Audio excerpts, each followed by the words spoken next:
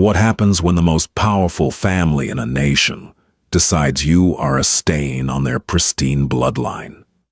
You are stripped of your dignity, smeared across international tabloids, and humiliated in front of the global press. Josephine Mercer stood at the altar of St. Jude's Cathedral, trembling as the Queen publicly declared her a fraud, a lowly commoner, unworthy of the Crown Prince. The royal guards were already moving in to escort the weeping bride out of the sanctuary. It was the ultimate, crushing rejection. But just as the final blow was dealt, the heavy cathedral doors echoed with the booming voice of the reigning king, and the dusty, classified documents he held in his hands were about to rewrite centuries of aristocratic history. The romance between Josephine Mercer and Crown Prince Alexander of the House of Kensington did not begin in a ballroom dripping with chandeliers, nor was it arranged by scheming diplomats in the smoke-filled drawing rooms of Parliament. It began in the dusty, quiet corners of the Bodleian Library at Oxford University. Josephine, known to her friends simply as Josie, was a scholarship student from a working-class neighborhood in Boston, Massachusetts. Raised by a single adoptive mother, Margaret, a retired nurse, Josie had clawed her way into one of the world's most prestigious universities through sheer intellect and an unrelenting work ethic. She was studying comparative history, living off instant noodles and diner coffee, entirely disconnected from the world of European aristocracy. Alexander, on the other hand, was operating under the carefully constructed pseudonym of Alex Kenway. Desperate for a few years of normalcy before the crushing weight of the crown descended upon his shoulders, the prince had disguised himself as a typical wealthy British student.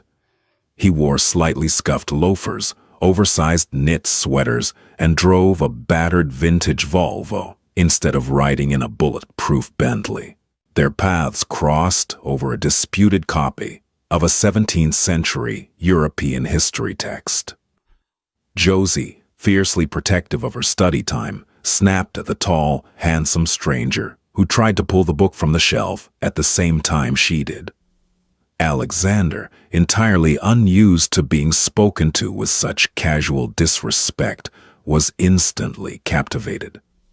For him, a life surrounded by sycophants and yes-men had made Josie's sharp, unfiltered honesty incredibly intoxicating.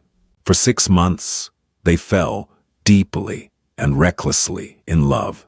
They spent their weekends walking through the rain-slicked cobblestone streets of Oxford, sharing plates of cheap chips and debating philosophy until the early hours of the morning. To Josie, Alex was just a brilliant, slightly secretive boy who couldn't cook to save his life. The illusion shattered 3 days before their graduation. A rogue paparazzo, tipped off by a fellow student, snapped a photo of them kissing outside a pub. The next morning, Josie woke up to find her face splashed across the front page of the Daily Chronicle under the headline, "The Prince's Yankee Plaything." Alexander had no choice but to confess everything. He wasn't just Alex Kenway. He was His Royal Highness, Crown Prince Alexander Frederick Arthur of Kensington, the future king. Josie was entirely paralyzed by the revelation. The boy she loved was a global icon, a man whose future was mapped out by centuries of tradition. She tried to run, terrified of the media storm that immediately descended upon her small apartment. But Alexander refused to let her go.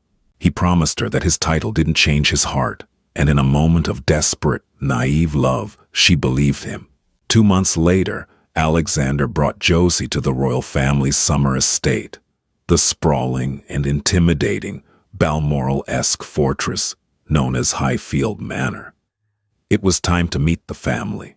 If Josie thought the paparazzi were vicious, she was entirely unprepared for Queen Catherine.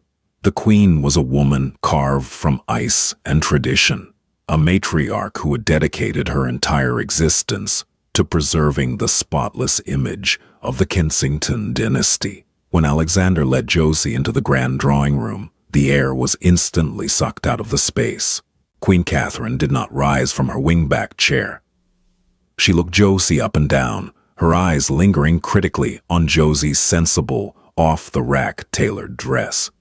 "So," the Queen said, her voice a soft, silken purr that carried a lethal edge. "This is the American. Tell me, Miss Mercer, is it true your mother empties bedpans for a living?" Alexander stiffened, stepping forward. "Mother, Margaret was a registered nurse. She saved lives." "Of course, darling." The Queen smiled thinly, sipping her Earl Grey tea. "Noble work for the working classes. Do sit down, Ms. Mercer. Let us see if we can find something to talk about that doesn't involve the mundane struggles of the common folk." From that very first afternoon, the battle lines were drawn. The Queen had already selected Alexander's future bride years ago, Lady Arabella Sterling, the daughter of a prominent duke. Arabella was aristocratic, incredibly wealthy, and practically bred to wear a tiara. Josephine Mercer was an anomaly, an interloper, a virus in the royal system that needed to be eradicated. And Queen Catherine was a master at curing the crown of its ailments. Life inside the palace walls quickly morphed into a claustrophobic, psychological thriller for Josie. Alexander, burdened with state duties and endless diplomatic tours, was frequently pulled away, leaving Josie isolated in a massive, echoing wing of the palace. She was given a suite of rooms, a security detail, and a strict set of protocols. But she had no friends, no allies, and no voice. Queen Catherine's strategy was not one of loud, screaming confrontations. It was the death of 1,000 cuts. The Queen weaponized high society etiquette to make Josie feel small and incompetent. It started with the accidental omissions. Josie would purposefully be left off the internal memos regarding royal dress codes. Once, she arrived at a daytime charity luncheon wearing a conservative knee-length skirt and blouse, only to find the Queen, Lady Arabella, and the rest of the aristocratic women dressed in full, formal morning wear with elaborate fascinators. The press had a field day, branding Josie the disrespectful American who couldn't be bothered to honor royal tradition. Lady Arabella Sterling became a constant, suffocating presence. Under the guise of helping the poor girl adjust, the Queen appointed Arabella as Josie's unofficial lady-in-waiting and cultural guide. It was akin to putting a fox in charge of the henhouse. Arabella was stunningly beautiful, effortlessly elegant, and utterly ruthless. "Oh, darling, you aren't actually going to use the fish fork for the salad, are you?" Arabella would whisper loudly during state dinners, ensuring everyone at the table heard. Or, "I know your mother probably shopped at discount stores, Josie, but in the palace we don't wear synthetic fabrics. It just looks so cheap." Josie tried to remain stoic. She took etiquette classes, memorized the lineage of every European monarch, and dedicated herself to learning the intricate web of royal protocols. She wanted to prove to Alexander that she could stand by his side, no matter how heavy the crown. But the attacks weren't just coming from inside the palace. Simon Fletcher, the Queen's razor-sharp press secretary, was secretly feeding vicious, fabricated stories to Richard Davies, a notorious tabloid journalist at the Daily Chronicle. Suddenly, the media narrative shifted. Josie wasn't just a commoner anymore. She was painted as a calculating gold digger. Anonymous palace insiders claimed she threw raging tantrums at the staff, demanded million-dollar jewelry, and insulted the royal chefs. None of it was true. Josie spent most of her time reading in the royal library or volunteering at a local children's hospital. But the truth didn't sell newspapers. The breaking point of this psychological warfare occurred during the annual Royal Equestrian Gala. It was one of the most significant events of the season, a time when the royal family mingled with billionaires, foreign dignitaries, and elite society. Before the event, Arabella came to Josie's dressing room with a seemingly kind smile. "The Queen wanted me to ensure you wear the emerald green gown tonight, Josie. It's a tradition to honor the visiting Irish delegation." Trusting, though hesitant, Josie wore the stunning, deep green silk gown. But when she descended the grand staircase into the ballroom, a collective, horrified gasp echoed through the crowd. The Queen, Lady Arabella, and every single female member of the Kensington family were dressed in stark, mourning black. Alexander rushed to her side, his face pale. "Josie, what are you wearing? Today is the centenary of the Great Kensington Fire. We wear black in remembrance." Josie's heart dropped into her stomach. She looked over the crowd and met Arabella's eyes. Arabella offered a look of mock pity, putting a hand over her mouth as if shocked by Josie's blunder. The Queen simply turned her back, her posture practically screaming her disgust. "Arabella told me," Josie started, her voice shaking. "It doesn't matter what she told you," Alexander said, clearly stressed, his patience wearing thin under the immense pressure.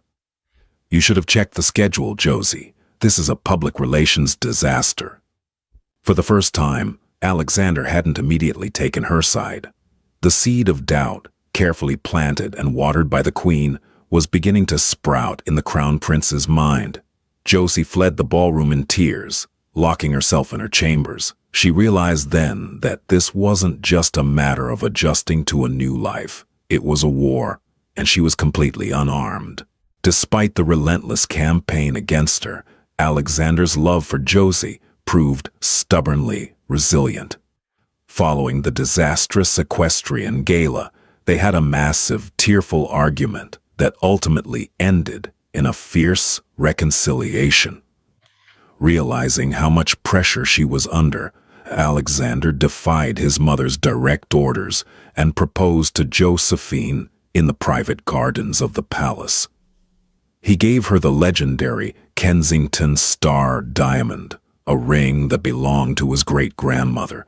When the engagement was announced to the public, Queen Catherine did not congratulate them.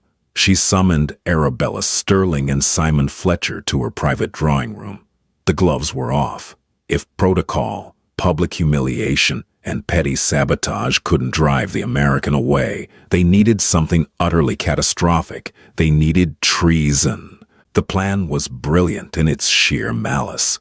If they could not prove Josie was a bad fit, they would prove she was a criminal, a threat to the sovereignty of the crown itself. The trap was sprung during the highly anticipated Winter Solstice Gala, a massive diplomatic event hosted at the palace. Josie, now officially the royal fiancée, was given access to a private office in the East Wing to handle her newly assigned charity portfolios. 3 days before the gala, a massive leak rocked the nation. The Daily Chronicle published highly classified, sensitive financial documents regarding the royal family's private offshore investments. It was a staggering breach of security that caused public outrage and threatened the political stability of the king's reign. The leak was disastrous, exposing tax loopholes that the monarchy had legally but unethically utilized for decades. The king, Edward Kensington, a usually quiet, deeply observant man who largely left domestic affairs to his wife, was furious. He ordered an immediate internal investigation by the Royal Security Bureau. On the night of the Winter Solstice Gala, the palace was bathed in golden light, string quartets playing in the background, champagne flowing like water. Josie, wearing a conservative but beautiful navy gown, was trying her best to mingle with ambassadors, desperately hoping to make Alexander proud. Suddenly, 4 men in dark suits, agents of the Royal Security Bureau, flanked her. Without a word, they escorted her out of the ballroom, away from the glittering lights, and down into the heavily guarded basement levels of the palace, straight into the king's private secure study. When Josie was pushed into the room, she found it entirely silent. King Edward stood behind his massive oak desk, his face like thunder. Queen Catherine sat in a leather chair, looking terribly solemn, but with a predatory glint in her eye. Alexander was there too, looking physically sick, gripping the edge of a bookshelf as if it were the only thing keeping him upright. Lady Arabella stood quietly in the corner, playing the role of the concerned confidant. "Alexander? What's going on?" Josie asked, her voice trembling, as the heavy oak doors clicked shut and locked behind her. King Edward threw a thick manila folder onto his desk. "Ms. Mercer, I will ask you this only once, and I expect the absolute truth. Did you sell these documents to Richard Davies?" Josie blinked, entirely bewildered. "What? No. I don't even know what those are." Queen Catherine sighed dramatically. "Edward, please. The girl is backed into a corner. She will obviously lie." The Queen turned to Alexander. "I told you, Alexander. I warned you about bringing a desperate, money-hungry commoner into this house." "I didn't do anything," Josie pleaded, stepping toward Alexander, but he held up a hand, his eyes red and conflicted. "Josie," Alexander choked out, his voice cracking. "The Security Bureau. They traced the IP address of the emails sent to the Chronicle. They were sent from your private computer in the East Wing office." "What?" Josie gasped. "Anyone could have used that computer. The door is rarely locked during the day." "We thought of that," King Edward said coldly. He pressed a button on a remote, and a flat screen on the wall flickered to life. It showed a bank statement. "This is an offshore account opened in your mother's name, Margaret Mercer, in the Cayman Islands. Yesterday, a wire transfer of £500,000 was deposited into it. The exact sum Richard Davies is known to pay for prime royal scoops." Josie felt the floor give way beneath her. The air vanished from her lungs. No, that's impossible. My mother doesn't have a passport, let alone an offshore account. This is a setup. Someone planted this." She spun around, her eyes locking onto Arabella and the Queen. "It was you. You've hated me from the day I arrived." "How dare you?" Arabella gasped, clutching her pearls in a performance worthy of an Oscar. "To accuse the Queen of such a thing, it's treasonous." "Alexander, please," Josie begged, tears spilling down her cheeks. "You know me. You know I would never do this. I don't care about the money. I care about you." Alexander looked at the bank statements, the IP logs, and then at Josie. The weight of the evidence was crushing. He had been raised his entire life to protect the crown above all else. His duty was to the monarchy, not to his own heart. The Queen had finally found the one thing Alexander could not forgive: a betrayal of his family's survival. "The evidence is undeniable, Josephine," Alexander whispered, his voice completely dead, stripped of all the warmth and love she had known. He reached out and, with trembling fingers, demanded, "Give me the ring." "Alex, no." "The ring, Miss Mercer," King Edward commanded, his voice echoing off the stone walls. Sobbing uncontrollably, Josie pulled the Kensington star from her finger and placed it on the king's desk. It felt like she was cutting out her own heart. "You are to pack your things immediately," the Queen declared, her victory absolute. "You will sign a non-disclosure agreement. In exchange for your silence, the Crown will not press criminal charges for espionage. You will return to America, and you will never speak to my son or anyone in the press again." Josie was escorted out of the room like a criminal. But the Queen wasn't satisfied with a quiet exit. She wanted public destruction to ensure Josie could never return. The palace press office announced that the engagement was off due to irreconcilable breaches of trust, allowing the tabloids to run wild with rumors of infidelity and theft. Josie was deported back to Boston, broken, humiliated, and entirely destroyed. The Queen had won.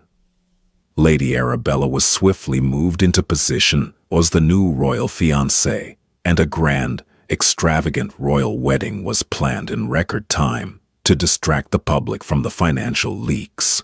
But back in the palace, King Edward remained in his study late into the night. While the Queen celebrated her victory, the King stared at the file on his desk. He was a man of intense detail. And as he looked closer at the birth certificate in Josephine Mercer's background check, his eyes caught a tiny, almost imperceptible seal from an orphanage in rural France. An orphanage he recognized from a very dark, very secret chapter of his own family's history. The Queen thought the game was over, but the King realized the real scandal hadn't even begun. The silence in King Edward's study was absolute, save for the rhythmic, heavy ticking of the antique grandfather clock in the corner. It was 3 a.m. outside. A violent London thunderstorm battered the reinforced glass of the palace windows. But inside, the King was frozen, entirely consumed by the single sheet of paper resting on his mahogany desk. It was Josephine Mercer's background check, compiled by the Royal Security Bureau, and there, tucked into the addendums regarding her mother's American citizenship, was a digitized copy of Josie's original adoption certificate. The document was old, typed on a manual typewriter, but in the bottom right corner was a faint, embossed seal. L'Orphelinat de Sainte-Mère, Lyon, France. For anyone else in the world, it was just a bureaucratic stamp from a defunct Catholic orphanage. But for King Edward of the House of Kensington, that seal was a ghost rising from the grave. 30 years ago, before Edward ever wore the crown, he had an older brother, Crown Prince Arthur. Arthur was everything a future king should be. Charismatic, fiercely intelligent, and universally beloved by the public. But Arthur harbored a devastating secret. He had fallen madly in love with a young French woman named Madeleine de Rochefort. She was an artist, a free spirit, and utterly unacceptable to the royal establishment. The former king, Edward's father, had threatened to disinherit Arthur if he pursued the relationship. Then came the tragic summer of 1995. Prince Arthur died in a catastrophic, highly publicized sailing accident off the coast of Monaco. His yacht capsized in rough waters, and the Kensington dynasty mourned their golden heir.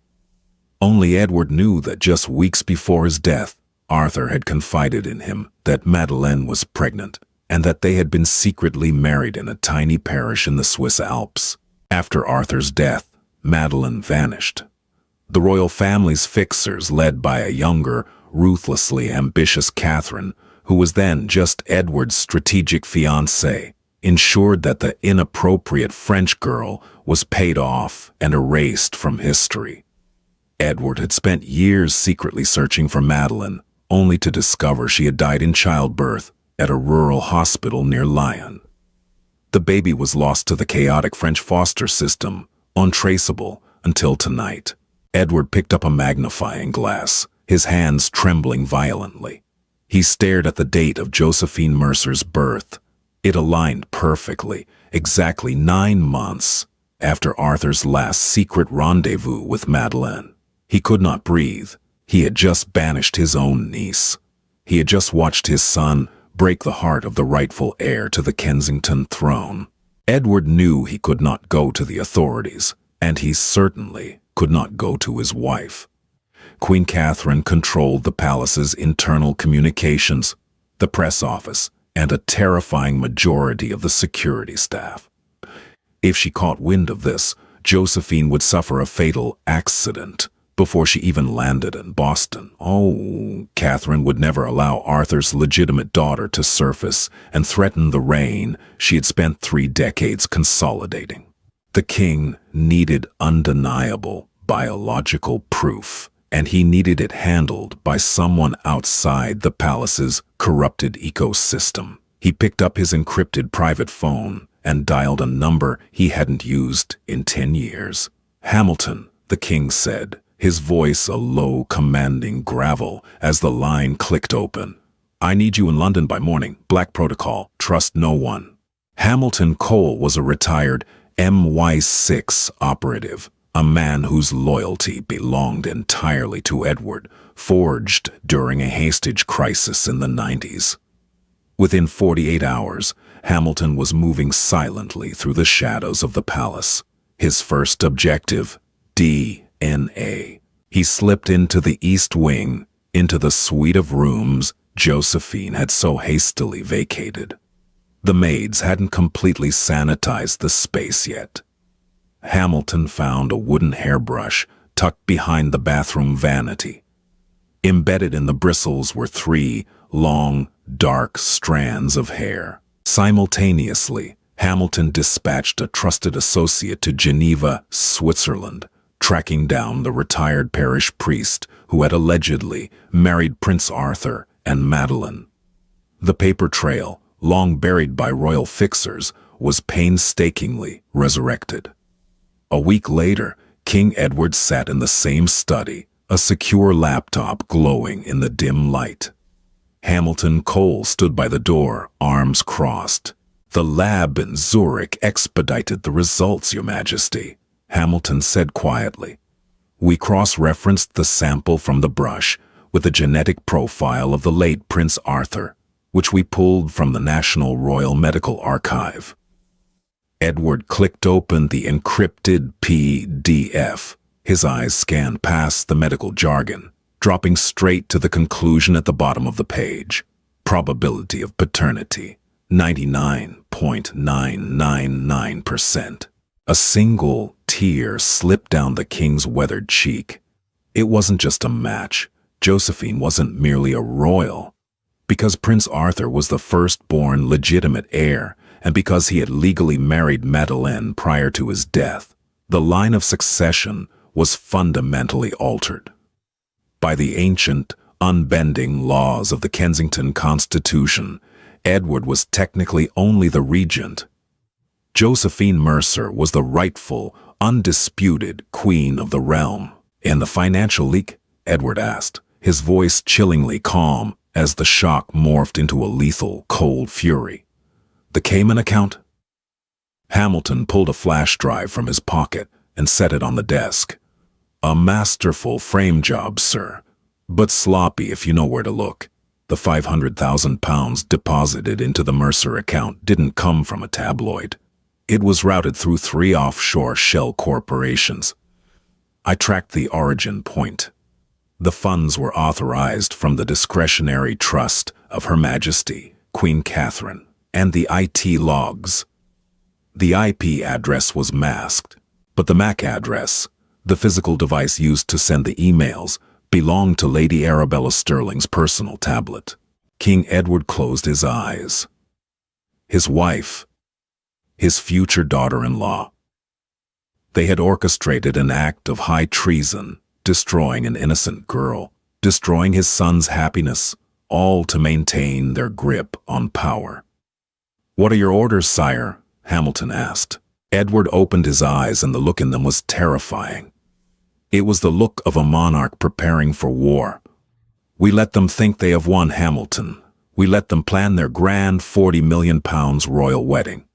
And when they are at the altar, in front of God and 2 billion people, we will burn their empire to the ground." Boston in February was a brutal, unforgiving landscape of gray slush and biting winds. It perfectly matched the frozen wasteland of Josephine's heart. She had retreated to the tiny 2-bedroom apartment she shared with her mother, Margaret. The first few weeks were a blur of media harassment. Paparazzi camped on their snow-covered lawn, shouting cruel questions every time Josie tried to check the mail. "Hey, Josie, how much did you get for the royal secrets? Did Alexander cry when he dumped you?" She took a quiet, minimum-wage job stocking shelves in the back room of the Brattle bookshop, just to have a reason to get out of bed. She moved like a ghost, stripped of her dignity, her reputation in tatters. The girl who had once debated philosophy in the halls of Oxford was now a global pariah, forever branded a thief and a gold digger. But the worst pain wasn't the public humiliation. It was the memory of Alexander's eyes. The way he had looked at her in the king's study, The instant, crushing withdrawal of his love. He hadn't fought for her. He had looked at a few sheets of paper and decided she was a monster. One evening, as Josie sat by the radiator staring blankly at the snow falling outside, Margaret walked in holding 2 mugs of tea. Margaret was a tough, pragmatic woman with graying hair and kind eyes. She set the tea down and sat across from her daughter. "You can't let them win, Josie," Margaret said softly. "You're letting those aristocrats bury you alive." "They already did, Mom," Josie whispered, her voice hoarse. "They proved I was a criminal. The whole world believes it." Margaret reached out and took Josie's hands. "I know they fabricated that bank account. You know they did. But there's something else. Something I should have told you a long time ago. When all this madness with the prince started, I was scared. I didn't want to complicate things." Josie looked up, frowning. "Complicate what?" Margaret took a deep breath. "You know you were adopted in France. I told you your biological mother was a young student who couldn't care for you. That wasn't entirely true. I was working as a neonatal nurse in Lyon. Your mother, she was brought in under an assumed name. She was terrified, hiding from someone very powerful. She had a police escort, but not the kind that protects you, the kind that watches you." Josie's heart skipped a beat. "What are you saying?" "Before she passed away in delivery," Margaret continued, her eyes shining with tears, "she begged me to take you. She said her husband's family would destroy you. She gave me a small velvet pouch and made me swear to never open it unless your life depended on it. When you went to London, I hid it. I thought keeping you away from your past would keep you safe." Margaret walked to her bedroom and returned a moment later with a small, worn velvet bag. She placed it in Josie's trembling hands. Josie opened the drawstring.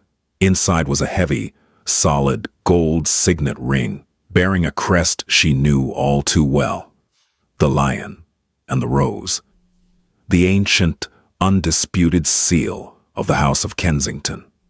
Accompanying it was a faded photograph of a stunningly beautiful woman with Josie's exact eyes, laughing next to a tall, handsome man. Josie gasped, dropping the photograph onto the table. She recognized the man from the oil paintings lining the grand halls of the palace.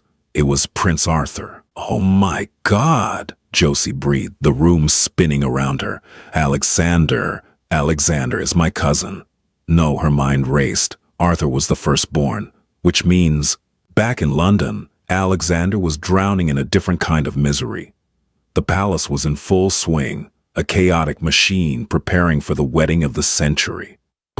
Lady Arabella was in her element, ordering staff around like indentured servants, selecting £100,000 floral arrangements, and posing for Vogue under the title, "The Savior of the Crown." Alexander went through the motions like a reanimated corpse.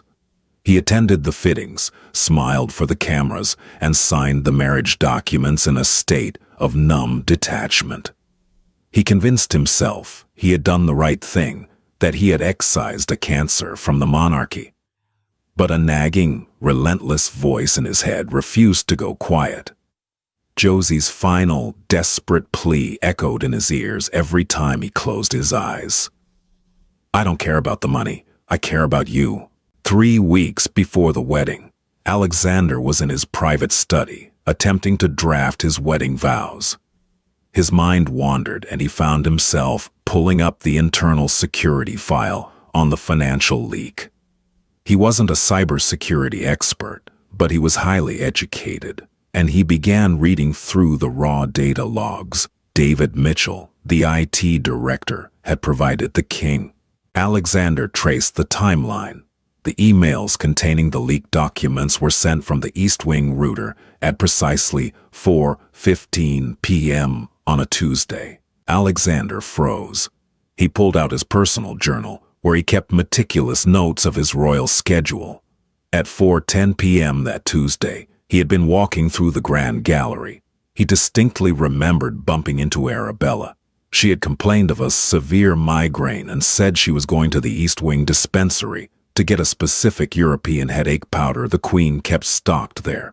Josie, at that exact time, had been on a video call with the director of the Royal Children's Hospital, a call Alexander himself had set up for her. She couldn't have been on the computer sending emails to tabloids. She was on a recorded Zoom call. The blood drained from Alexander's face. He pulled up the network log again. The MAC address. He recognized the device ID format. It wasn't a desktop computer. It was an iPad Pro. Josie didn't own an iPad. Arabella never went anywhere without hers. A sickening, suffocating wave of realization crashed over him. He hadn't protected the crown. He had served the woman he loved on a silver platter to a pack of wolves. His mother and his fiancée had orchestrated the entire destruction of an innocent woman. Alexander stood up, his chair crashing backward to the floor. He stormed out of his study, ready to tear the palace apart, ready to drag Arabella in front of the press and confess everything. But as he reached the grand staircase, he stopped. Below him, in the main foyer, Queen Catherine was standing with the Prime Minister, laughing over a glass of sherry. The entire government, the entire national media, was entirely invested in this lie. If Alexander came forward now, with just circumstantial timeline evidence, the Queen would spin it. She would claim Alexander was having a mental breakdown. She would have him institutionalized before she let him ruin the dynasty's reputation. He was trapped. The wedding was a runaway train, and Alexander was tied to the tracks. He retreated to his room, locking the door, and wept for the first time since he was a child. He had lost the only real thing in his life, and he was about to marry his executioner. King Edward moved with the precision of a master chess player who had the board entirely memorized. The public revelation had to be flawless. It had to be a spectacle so grand, so devastatingly public that no amount of royal spin could ever undo the damage. 2 weeks before the wedding, a black SUV with tinted windows pulled up to the curb outside the Brattle Bookshop in Boston. The snow was falling heavily as Hamilton Cole stepped out, the collar of his wool coat turned up against the wind. He walked into the warm, dusty shop. Josie was behind the counter, organizing a stack of used biographies. She looked up, her body instantly tensing as she recognized the sharp, military bearing of a man connected to the crown. "Miss Mercer," Hamilton said quietly, removing his hat. "My name is Hamilton Cole. I represent His Majesty, King Edward." Josie stepped back, grabbing the edge of the counter.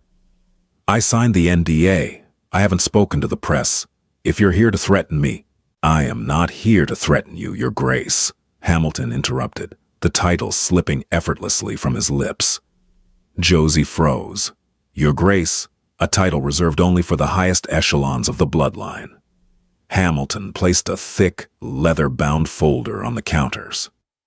"The king knows everything. He knows about the forged bank accounts, the leaked documents, and the IP routing. He knows Queen Catherine and Lady Arabella framed you." Tears sprang to Josie's eyes. A massive, crushing weight lifted from her chest, only to be replaced by a surging, white-hot anger. "He knows? And what? He sent you to give me a quiet apology while his son marries the woman who destroyed my life?" "No," Hamilton said softly. He tapped the leather folder. "He sent me to bring you home. Because you are not just an innocent woman, Josephine. You are the daughter of Prince Arthur. By the laws of our nation, you are the Duchess of Lancaster, the rightful heir apparent, and potentially the reigning sovereign." Josie stared at the folder, the velvet pouch with the signet ring burning a hole in her coat pocket. She had known the truth for weeks, but hearing it spoken aloud by a representative of the king made it terrifyingly real. "The Queen controls the narrative," Josie said, her voice shaking. "If I go back, she'll find a way to crush me again. she'll say the DNA is forged. Which is why, Hamilton smiled thinly, a predatory gleam in his eye. The king has arranged a stage she cannot control. A stage with 2 billion people watching live, but he needs your courage. He needs you to walk into the lion's den one last time.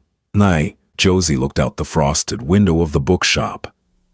For months, she had been a victim. When she had let Queen Catherine dictate her worth, let the media brand her a common thief. She had wept in the dark, mourning a prince who hadn't possessed the spine to trust her. She wasn't a helpless commoner anymore. The blood of kings ran in her veins. Josie reached out and pulled the leather folder toward her. When do we leave? The logistics were handled with maximum secrecy. King Edward utilized resources entirely disconnected from the palace grid. Josie and Margaret were flown out of Massachusetts on a privately chartered jet owned by a sympathetic European diplomat. They landed at a remote airstrip in the Scottish Highlands, far away from the prying eyes of the London paparazzi. For the final week, leading up to the wedding, Josie stayed in a heavily guarded, ancient stone hunting lodge, owned personally by the king. It was there that King Edward finally came to meet her. When the king walked into the drawing room, he didn't demand a bow. He didn't look down his nose at her. Instead, the most powerful man in the nation stopped a few feet away, his eyes scanning her face. He saw the striking resemblance to his late brother, the sharp jawline, the piercing, intelligent eyes. Slowly, his joints popping in the quiet room, King Edward went down on one knee and bowed his head. "Your Majesty," Edward whispered, his voice thick with emotion. Josie rushed forward, pulling him up. "Please don't do that. You are the king. I am a regent who failed his family." Edward corrected her, standing tall. "I let my wife turn this monarchy into a viper's nest. I let my son break your heart, but I will not let them steal your birthright." Together, over maps of St. Jude's Cathedral and meticulously timed schedules, they laid out the final trap. Meanwhile, London was gripped by royal fever. Union Jacks fluttered from every lamppost. The streets surrounding St. Jude's were barricaded and lined with thousands of cheering citizens. Television crews from over 50 nations had set up their cameras, ready to broadcast the union of Crown Prince Alexander and Lady Arabella Sterling. Inside the palace, Queen Catherine was triumphant. She stood in Arabella's dressing room, watching the tailors make the final adjustments to the £200,000 silk and lace gown. "You look perfect, my dear," the queen purred, sipping champagne. A true queen in waiting, the absolute picture of Kensington grace. "Thank you, Your Majesty," Arabella smiled, admiring her reflection. "It really is a shame about the American girl. I hear she's working in a dreary little shop in the colonies. How dreadfully sad." The two women shared a dark, conspiratorial laugh, entirely unaware that the executioner's axe was already swinging down toward their necks. The morning of the wedding dawned bright and crisp. St. Jude's Cathedral was a breathtaking display of wealth and power, the ancient stone pillars wrapped in tens of thousands of white roses. The pews were packed with foreign dignitaries, Hollywood royalty, and the highest echelons of British aristocracy. Alexander stood at the altar in his full military dress uniform, the medals heavy on his chest. He looked like the perfect fairy tale prince, but inside, his stomach was twisting in nauseating knots. He stared at the massive oak doors at the end of the aisle, dreading the moment they would open. He had spent the last 2 weeks in silent agony, unable to find a way out of the trap, paralyzed by the fear of destroying the monarchy he was sworn to protect. The organ music swelled, shaking the stained glass windows. The congregation rose to their feet in a wave of rustling silk and velvet. The heavy oak doors slowly swung open, revealing the blinding flash of thousands of cameras from the street outside.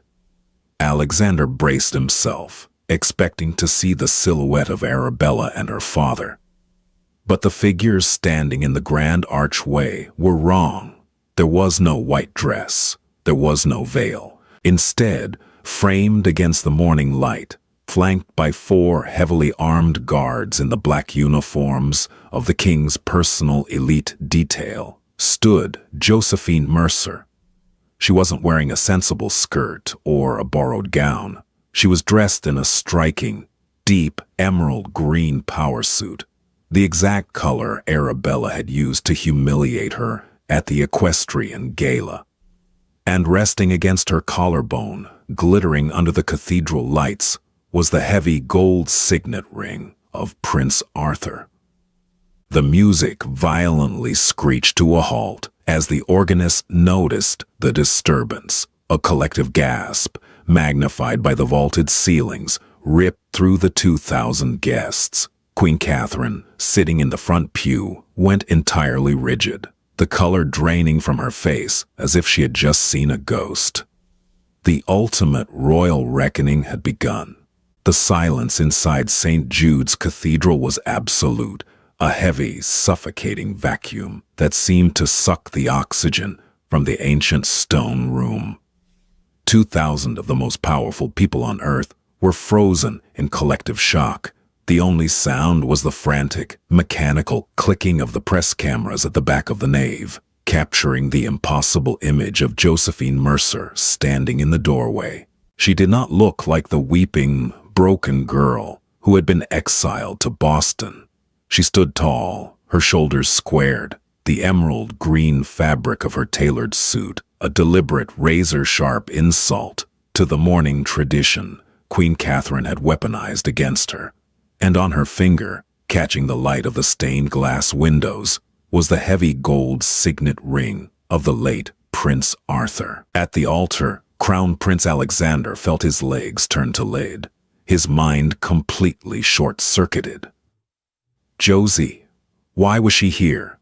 Why were the king's personal black-clad guards escorting her? Beside him, Lady Arabella Sterling dropped her 100,000-pound bouquet of white orchids. The flowers scattered across the marble floor, but she didn't notice. Her eyes were locked on Josie, her perfect, smug facade fracturing into a mask of pure, unadulterated panic. "Guards!" Queen Catherine's voice suddenly shattered the silence. She leaped up from the front pew, her composure disintegrating. She pointed a trembling, diamond-clad finger at the doorway.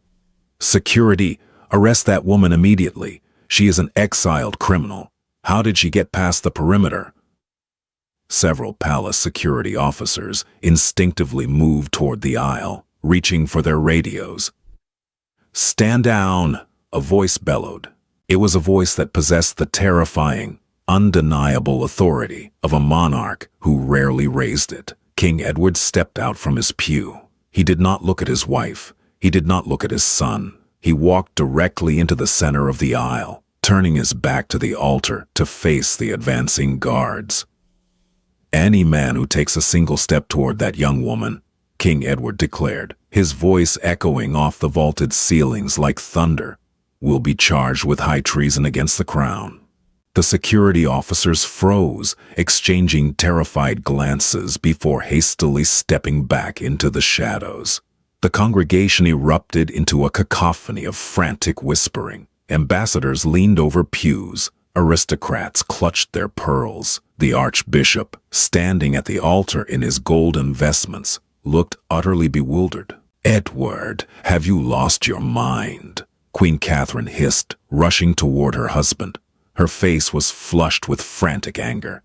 "She is a thief. She sold our secrets to the press. The entire world is watching this broadcast." "Yes, Catherine," King Edward said, his voice dropping to a low, lethal octave. "The entire world is watching, which is precisely why this is happening here. And now."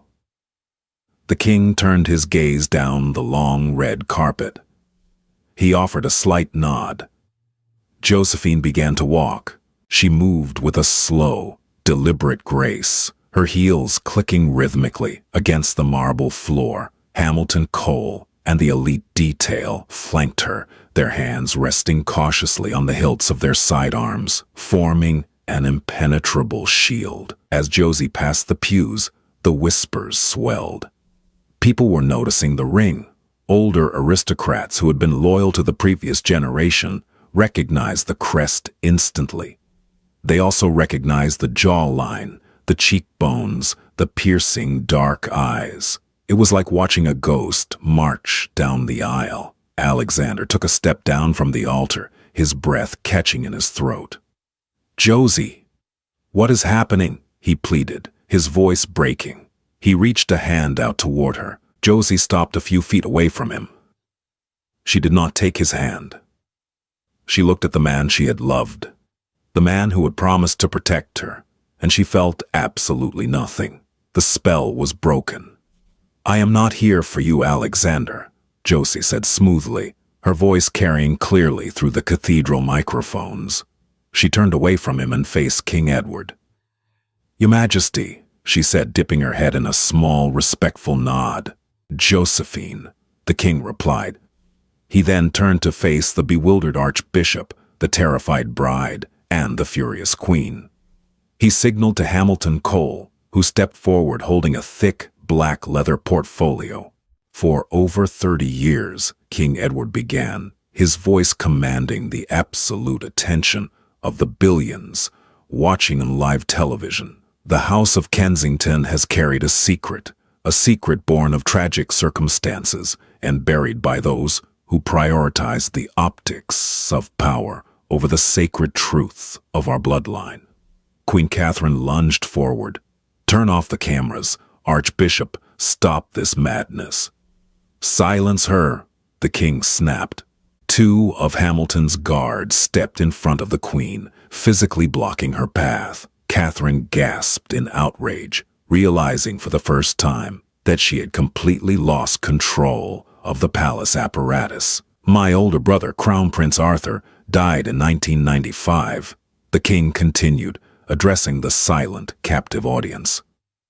Before his death, he legally and secretly wed a French woman named Madeleine de Rochefort, a union that was hidden from the public record. When Madeleine passed away during childbirth, her daughter was lost to the system. Hidden. Erased. A loud, collective gasp echoed through the cathedral. Alexander staggered backward, leaning against the cold stone altar for support. His eyes darted from his father to Josie, the horrific realization washing over him. Thanks to a recent, illegal, and highly treasonous conspiracy to frame this young woman for espionage, King Edward said, his eyes finally locking onto his wife and Lady Arabella. The Royal Security Bureau inadvertently uncovered her true origins. Hamilton Cole opened the portfolio and handed a certified document to the Archbishop. "We have verified the marriage certificates from Switzerland. We have verified the DNA through independent, secure laboratories in Zurich," King Edward proclaimed, his voice rising in power. "The woman standing before you is not Josephine Mercer. She is the legitimate firstborn child of Crown Prince Arthur." The king turned to Josie, took her hand, and held it up, displaying the ancient gold signet ring to the cameras. "By the unalterable laws of the Kensington Constitution, I am merely the regent. The line of succession flows through the firstborn. I present to you the Duchess of Lancaster and the rightful, undisputed queen of this realm." Pandemonium erupted. The press corps at the back of the church broke protocol, shouting questions, their cameras flashing like strobe lights. Dignitaries were standing on their pews. Arabella Sterling let out a high-pitched sob, burying her face in her hands, her 200,000 pounds dress suddenly looking like a cheap costume. Alexander fell to his knees. He looked up at Josie, tears streaming down his face. His cousin, the rightful queen. He had banished his own sovereign. He had broken her heart and called her a thief. "This is a lie," Queen Catherine screamed over the noise, her immaculate hair falling out of its pins. "It's a fabrication. She's a commoner. Edward, you are destroying the monarchy." "You destroyed it, Catherine," the king roared, spinning to face her, his fury finally unanchored. The sheer force of his anger silenced the room once again. "You poisoned the well. Did you think I wouldn't trace the money?" The king snapped his fingers. Hamilton Cole produced a second folder. "The £500,000 deposited into the Mercer offshore account didn't come from a tabloid," King Edward announced to the global press. "It was transferred from a shell company, registered to Her Majesty, Queen Catherine. And the IP address used to leak the royal financial documents? It was masked, but the MAC address, the physical hardware device, was traced directly to the personal tablet of Lady Arabella Sterling." Arabella screamed, "No! No, she made me do it! The Queen made me do it!" Arabella pointed hysterically at Catherine. "She said we had to get rid of the American. She gave me the documents." "You stupid, insolent girl!" Catherine shrieked, lunging at Arabella, but the king's guards immediately restrained her. "Arrest them both," King Edward ordered quietly, turning his back on the pathetic scene. "Charge them with high treason, wire fraud, and conspiracy against the crown." The arrests happened on live television. The world watched in stunned, morbid fascination as Queen Catherine, a woman who had ruled high society with an iron fist for 3 decades, was handcuffed and dragged down the aisle of St. Jude's Cathedral. She was screaming obscenities, her mask of regal elegance entirely stripped away, revealing the terrified, vicious woman underneath. Lady Arabella sobbed hysterically, practically carried out by the guards, as her father, Lord Arthur Sterling, watched in utter humiliation, refusing to meet his daughter's eyes. The wedding of the century had transformed into the greatest criminal scandal in modern aristocratic history. As the cathedral slowly began to empty, cleared out by royal security, Alexander remained on the floor near the altar. The medals on his chest felt like lead weights. His entire life, his title, his future, his understanding of his family, had been incinerated in the span of 15 minutes. He slowly pushed himself up from the marble floor and looked at Josie. She was standing by the king, speaking quietly with Hamilton Cole, her expression calm, measured, and entirely terrifying in its composed power.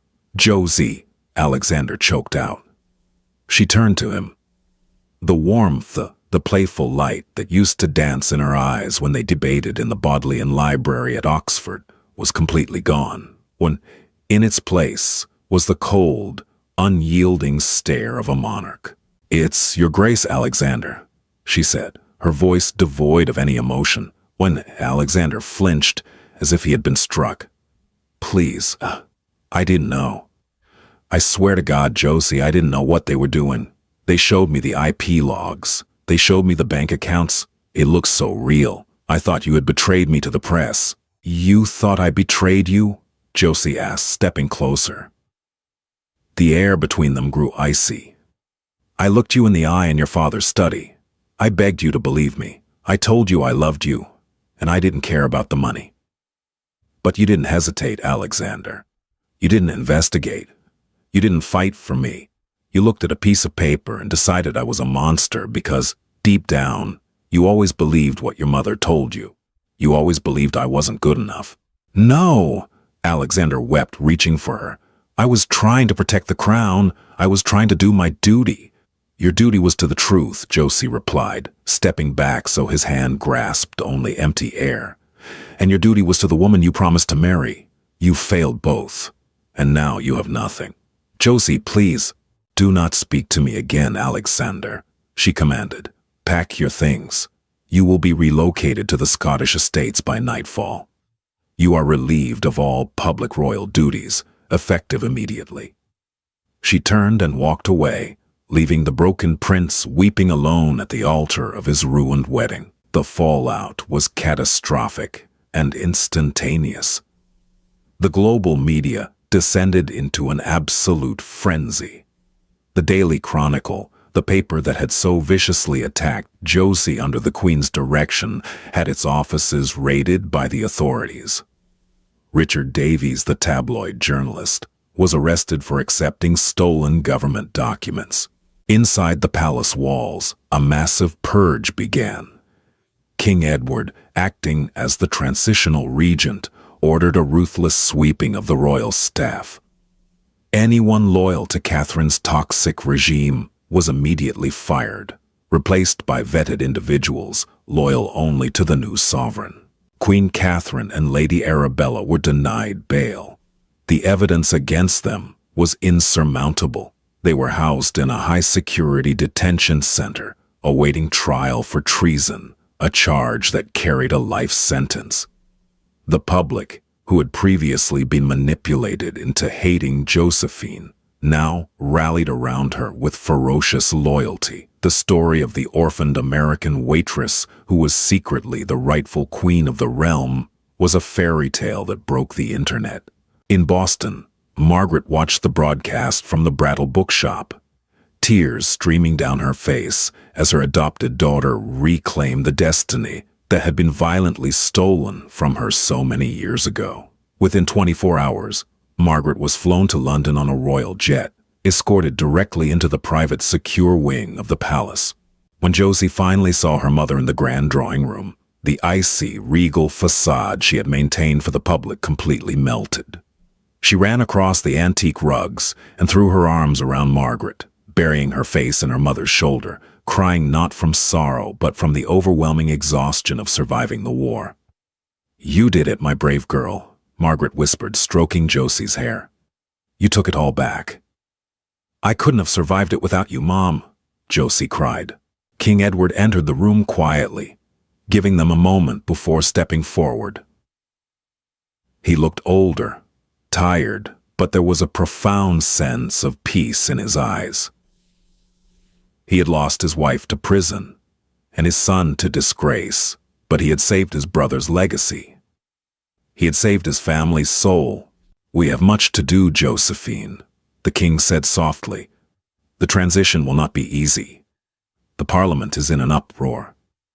The constitutional lawyers are drafting the succession documents. But the throne is yours. You just have to claim it." Josie wiped her eyes, pulling away from her mother. She looked around the massive, gilded drawing room, the very room where Queen Catherine had first insulted her, where Arabella had mocked her clothes, where she had been made to feel like an insect. Now, the room belonged to her. "Let them draft the documents," Josie said, her voice steady. "I am ready." 6 months later, London was transformed. The dark clouds of the scandal had cleared, replaced by an electric atmosphere of hope and modernization. The trial of the century had concluded swiftly. Catherine Kensington was stripped of her royal titles and sentenced to 20 years in a maximum security federal facility for orchestrating a cyber attack and conspiracy to commit high treason. Arabella Sterling, having turned state's evidence against the former queen, received a reduced sentence of 10 years. Alexander remained entirely out of the public eye. Paralyzed by guilt and the complete collapse of his identity, he formally renounced any future claim to the throne and exiled himself to a remote sheep farm in the Scottish Highlands. He lived quietly, entirely alone, haunted by the memory of the girl in the Bodleian Library, whom he had loved but lacked the courage to protect. Today, however, the world was not thinking about the disgraced prince or the imprisoned queen. Today was the coronation of Queen Josephine. The streets were lined with millions of people. It was a beautiful, crisp autumn day, the sun reflecting brilliantly off the golden carriages moving down the Mall toward Westminster Abbey. Inside the Abbey, the atmosphere was entirely different from the toxic, fearful environment of the aborted royal wedding. There was genuine joy. Josie stood in the antechamber, wearing the traditional white and gold coronation gown. But she had made one significant alteration. Instead of the heavy, oppressive ermine fur cape worn by monarchs of the past, she wore a simple, elegant silk train, embroidered with the floral emblems of both her European heritage and the state of Massachusetts. Margaret stood by her side, wearing a beautiful navy dress, looking incredibly proud.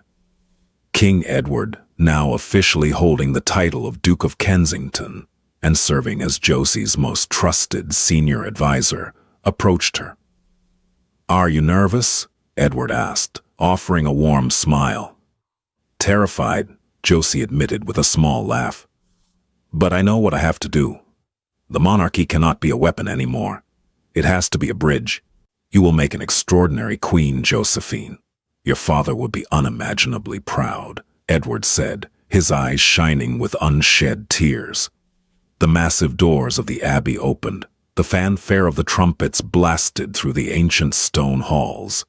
Josie walked down the aisle. She did not walk with the arrogant swagger of those who believed they were born better than the rest of the world. She walked with the quiet, unshakable strength of a woman who had been dragged through the mud, who had worked for minimum wage, who knew what it meant to struggle, to be rejected, and to fight back. She reached the ancient coronation chair. The Archbishop of Canterbury, who still looked slightly terrified of her after the incident at St. Jude's, stepped forward holding the St. Edward's crown, a magnificent, heavy piece of gold encrusted with over 400 rubies, sapphires, and diamonds. Josie sat down. She felt the immense weight of history pressing against her shoulders. She thought of her biological mother, Madeleine, dying alone in a French hospital. She thought of her father, Arthur, silenced before his time. She thought of her adoptive mother, who had raised her with love and fierce independence. The Archbishop raised the crown high above her head. "I present unto you Queen Josephine, your undoubted queen." The Archbishop called out to the congregation, "God save the Queen!" "God save the Queen!" the thousands of voices roared back in unison. The crown was lowered onto her head. The weight of it was staggering, but Josie did not bow her head. She kept her chin high, her eyes clear and forward. Later that afternoon, after the procession and the endless diplomatic greetings, Fee stood on the iconic balcony of the palace. Below her, a sea of over 1 million people stretched down the mall, waving flags, cheering so loudly the ground seemed to shake. Margaret stood slightly behind her, wiping away happy tears. Edward stood to her right, nodding in quiet respect. Josie looked out at the crowds. She was no longer the American interloper. She was no longer the rejected commoner. She had walked into the viper's nest and burned it to the ground, only to build something better from the ashes. She raised her hand, waving to the people, the heavy gold signet ring of Prince Arthur flashing brilliantly in the afternoon sun. The rejected bride had become the most powerful woman in the world, and her reign was just beginning. What an incredible journey of betrayal, heartbreak, and ultimate redemption. Josephine's story proves that the truth always finds a way to the light, and those who try to destroy others using deception will inevitably orchestrate their own spectacular downfall. From a rejected, humiliated commoner to the rightful, ruling queen, Josie took back her destiny and shattered the toxic royal establishment forever. Do you see that massive cathedral twist coming? Let us know in the comments below what you would have done if you were in Alexander's shoes. If you love this dramatic, real-life story of royal revenge and ultimate justice, please smash that like button. Don't forget to share this incredible tale with your friends and subscribe to our channel for more unbelievable, shocking stories of hidden secrets, dramatic betrayals, and triumphant comebacks. See you in the next video.